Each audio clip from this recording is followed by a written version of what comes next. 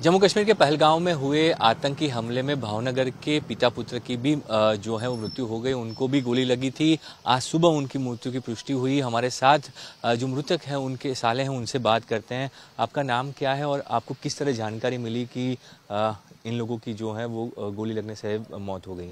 मेरा नाम प्रशांत नाथाणी है। जो भाई अनिश भाई है वो हमारे जीजा जी है। और हमको दोपहर को जो न्यूज़ में देखा कि यहाँ पर ऐसा आतंकी हमला हुआ है तो हम लोगों ने क्या कांटेक्ट करने की कोशिश की। सुबह हमारा कांटेक्ट हुआ था पर तभी तक सिचुएशन कोई क्रिटिकल थी नहीं। फिर दोपहर के बाद हमने कंटिन्यूस कांटेक्ट करने की कोशिश की तो वहाँ पर जो काजल बहन है उनसे भी कांटेक्ट नहीं हो पाया। पर हमारे परिवार के दूसरे लोगों से कांटेक्ट करके पता चला कि यतीश भाई और भांजा है उसका अभी कोई ठिकाना नहीं है। फिर यहाँ के हमारे जो लोकल अथॉरिटी है हमने उसका संपर्क किया, वहाँ से उन्होंने जानकारी इकट्ठी की तो वहाँ से इन लोगों के सपोर्ट से हम डायरेक्ट कांटेक्ट कर पाए थे। और रात को 3 बजे हमको जानकारी मिली कि इनके साथ यह हादसा हो गया है।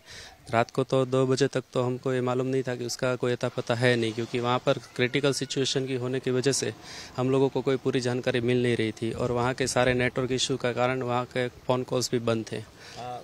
जो यहाँ से काफ़ी सारे लोग आपके परिवार के गए थे एक साथ, 20 से ज़्यादा लोग भावनगर से थे जो वहाँ पे गए हैं। और ये जब घटना हुई तब, क्योंकि वो कथा में गए थे, मुरारी बापू की कथा में भाग लेने के लिए, तो वहाँ से वो वहाँ पहलगाम कैसे गए और क्या प्लान था और आपको क्या जानकारी मिली, वहाँ पे हुआ क्या था?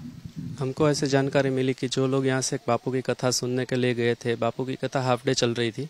फिर वहाँ से दोपहर बाद वहाँ से सब लोग लोकल साइट सीन के लिए आते जाते रहते थे, सारे लोग पहलगांव में।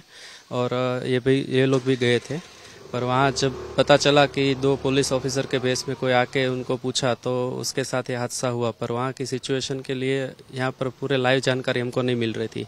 पूरी जानकारी हमको वहाँ की लोकल अथॉरिटी और गवर्नमेंट के तो थ्रू ही हमको यहाँ मिल रही थी। आपके परिवार के लोग वहाँ पे थे, उन्होंने कुछ बताया वहाँ पे क्या हुआ था, हादसा किस तरह हुआ? क्योंकि देखिए काजल बहन की स्थिति तो हम समझ सकते हैं कि वो उस बात करने के लायक नहीं होंगी क्योंकि उनके सामने जब ये घटना हुई, पर बाकी कोई जो लोग थे उन्होंने कुछ बताया वहाँ पे क्या हुआ था उस टाइम पे?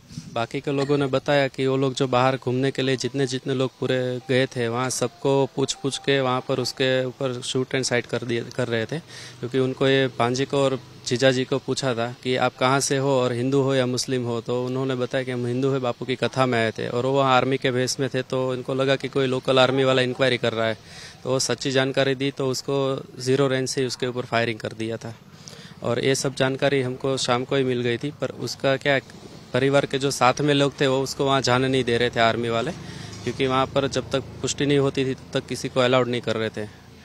अभी काजल बहन कहाँ पे है और क्या उनसे बात हो पाई, उनकी स्थिति कैसी है और कब तक गुजरात लौटने की संभावना है? हाँ, काजल बहन का अभी सिचुएशन थोड़ा मेंटली कंडीशन वीक था, पर उनसे बात हो गई थी अभी।